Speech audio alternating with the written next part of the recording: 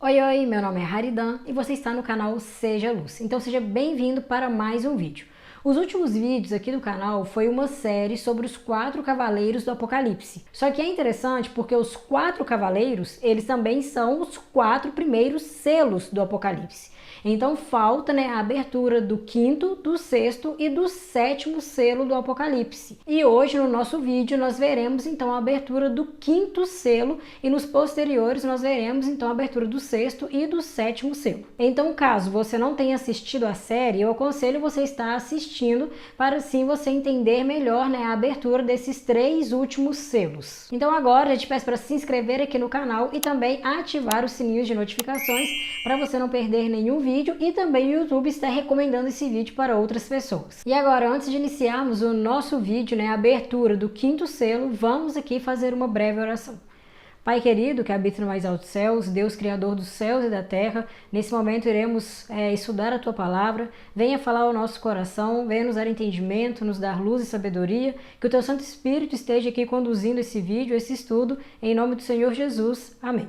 Já pegue a sua Bíblia para juntos estudarmos a palavra de Deus. Mas antes de nós lermos de fato o texto que nos apresenta a abertura do 5º selo, vale muito a pena nós nos lembrarmos do 4º selo que nós vimos no último estudo, que se refere ao cavalo amarelo. Ali naquele estudo, nós vimos que esse 4º selo, ele foi um período de trevas espirituais. Foi nesse período que, como nós vimos, se deu início à supremacia papal.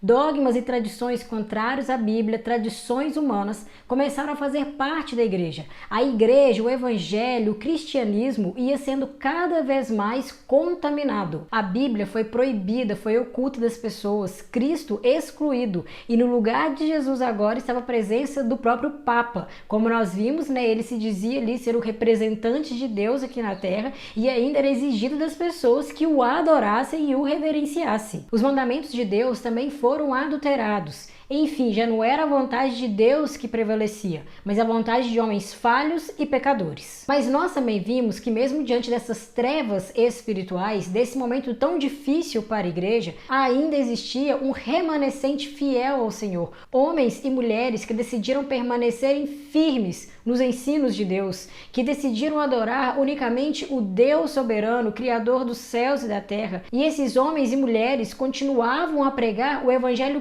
puro de Jesus.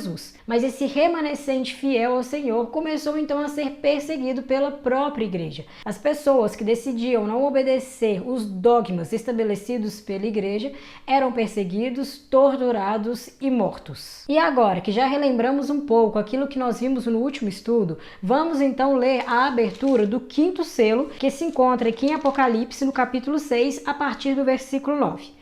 Quando ele abriu o 5º selo, vi debaixo do altar as almas daqueles que tinham sido mortos por causa da palavra de Deus e por causa do testemunho que sustentavam. Clamaram em grande voz, dizendo: Até quando, ó soberano Senhor, santo e verdadeiro, não julgas nem vingas o nosso sangue dos que habitam sobre a terra? Então, quando o Cordeiro ele abriu ali o 5º selo, João ele vê a presença ali de almas clamando debaixo do altar. Mas o que significa isso? Antes de mais nada, nós precisamos nos lembrar que o livro do Apocalipse é um livro simbólico, ou seja, nem tudo aquilo que nós lemos no Apocalipse de fato é literal. Ok, mas o que o Apocalipse está querendo dizer aqui com essas almas e com esse altar? A expressão almas, ela não deve ser compreendida à luz da crença popular como algo imaterial, como uma entidade que se separa do corpo quando o indivíduo morre. Isso não é bíblico. O que a Bíblia nos diz é que o ser humano, ele é uma alma vivente. É o que nós vemos lá em Gênesis, no capítulo 2, versículo 7, na criação do ser humano.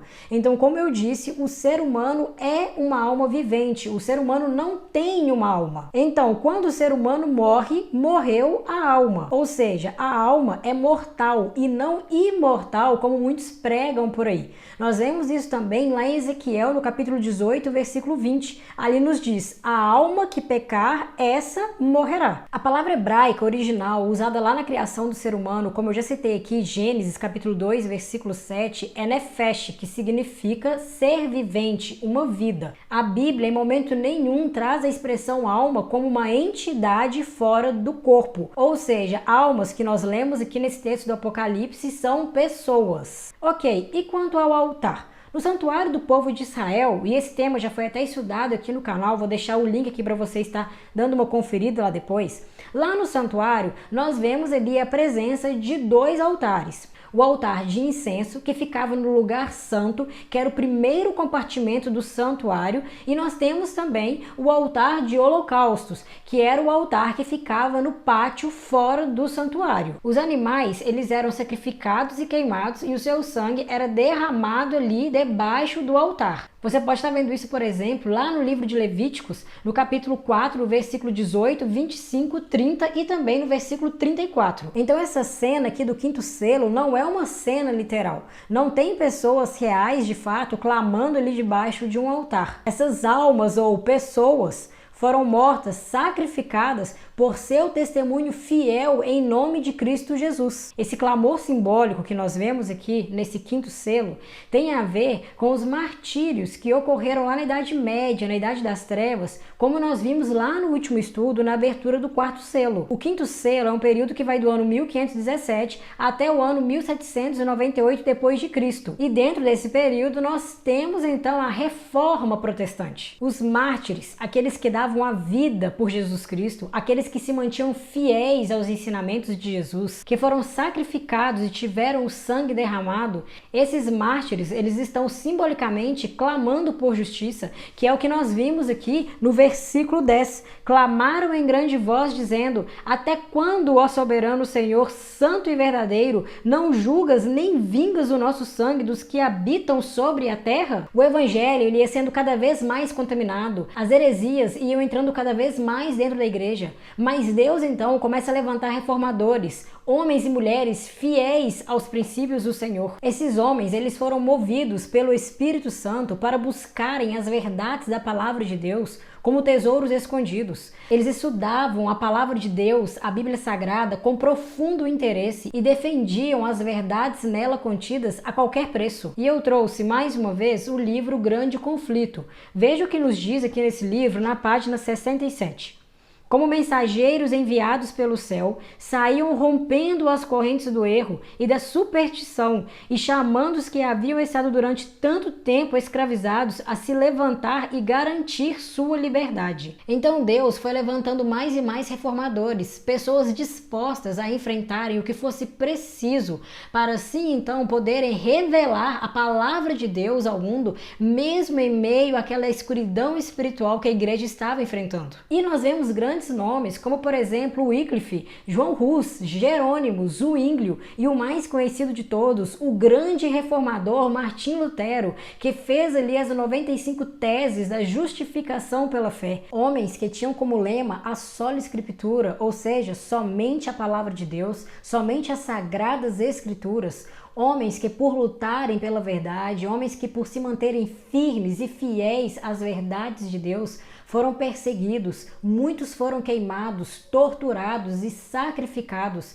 Esses homens tiveram o seu sangue derramado como um sacrifício ao pé do altar. Ou seja, como eu disse, milhares de mártires clamam por justiça. E é quando então nós vemos a resposta vinda do céu no versículo 11 do capítulo 6 do Apocalipse.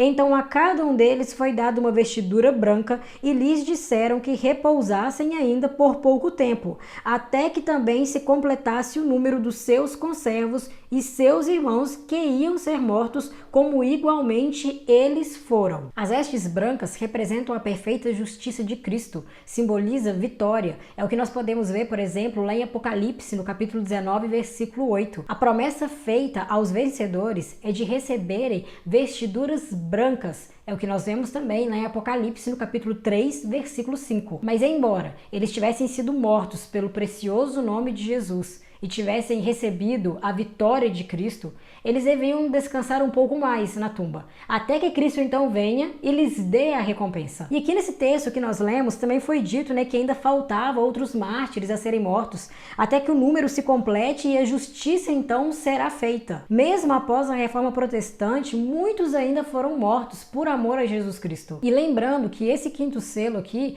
ele se refere ao período da 5ª igreja do Apocalipse, a igreja de Sardes. Quando nós estudamos sobre essa igreja, nós vemos ali uma mensagem semelhante a essa aqui do quinto selo.